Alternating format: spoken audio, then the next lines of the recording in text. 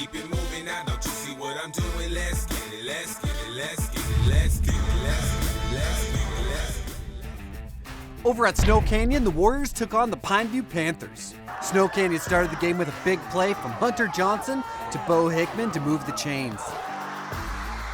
The Warriors would cap off this drive as Drake Kelly would take the handoff and walk in for the touchdown. Pineview didn't waste any time as Sawyer Woods would link up with Turner Williams for a 27-yard touchdown pass. Snow Canyon would hop back into the driver's seat as Brooks Esplin would score on a 22-yard run. Pineview would then drive the length of the field and get into scoring position as Keith Adams would pick up a good amount on the ground. Then it was Adams finishing off the drive for 6 from 2 yards out. Johnson looked to air it out as he hit Brooks Esplin for a 47-yard touchdown pass to retake the lead. Snow Canyon would add one more touchdown before the half as Hunter Johnson would avoid the rush and end up taking it himself for a 13-yard score. Then in the third quarter, Snow Canyon looked to extend their lead, but would fumble on the 2-yard line and Pineview would recover. Then in the fourth, Pineview looked to get back in the game as Keith Adams would take the handoff and shed the wimpy tacklers and spin into the end zone from 9 yards out. Pineview would get the ball back, and it was Woods who would cross the goal line on a QB keeper from 1 yard out.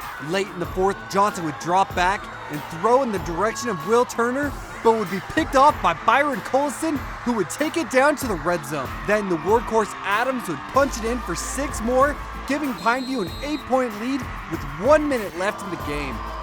Johnson, looking for a big play, would throw it down the middle of the field and find Brooks Esplin, who would put the Warriors in striking distance. And this will bring us to our Jones Paint and Glass play of the week. With 1 second left, Johnson would drop back, move around the pocket, and heave it into the end zone into the sure hands of Brooks Esplin for the touchdown. Still down by 2, Hunter Johnson would go to his guy, Brooks Esplin, who would make the leaping grab in the end zone and send the game into overtime. In overtime, it was Pineview who scored first on a 15-yard run by Adams, who walked into the end zone untouched. Then it was the Warriors' turn. Staying with the air attack, Johnson would hit Jake Hill in stride for a touchdown. The Warriors, trusting their late momentum, decided to go for 2. Johnson would roll to his left and fire to Bo Hickman, who would secure the catch and secure the win for the Warriors.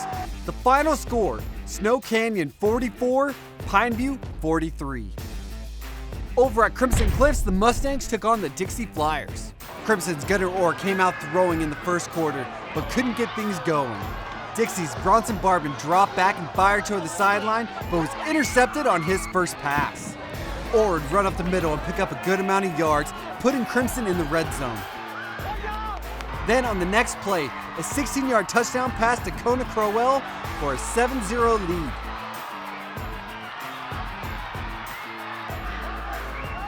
Barbin would come back on this run, leading to a 31-yard field goal by Jonathan Bibiano Vargas, and Dixie was on the board, 7-3.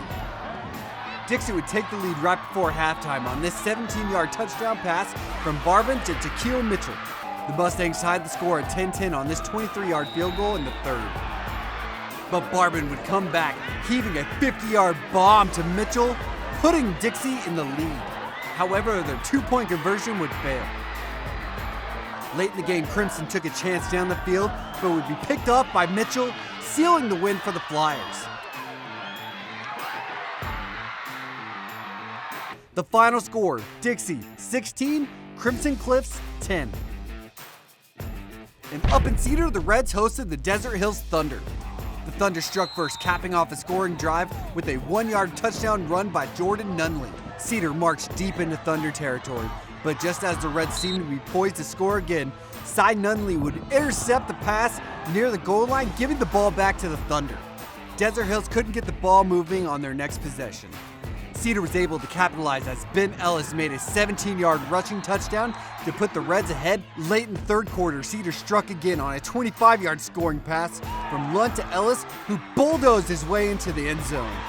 Then midway through the fourth, Cedar's Lunt and Ellis teamed up again, this time on an 11-yard scoring pass that put the Reds up by 12. Desert Hills wasted no time getting another touchdown as Fui Latolo made a scoring pass to Turnbow from 27 yards out.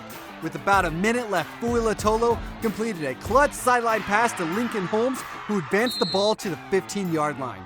The Thunder's next play was a pass to the opposite sideline that took them to the 1-yard line. Then it was Tyden Morse who ran it into the end zone for the go-ahead score. The final score, Desert Hills 34, Cedar 33. And in a non-region game, Hurricane would fall to the Cottonwood Colts 49-28.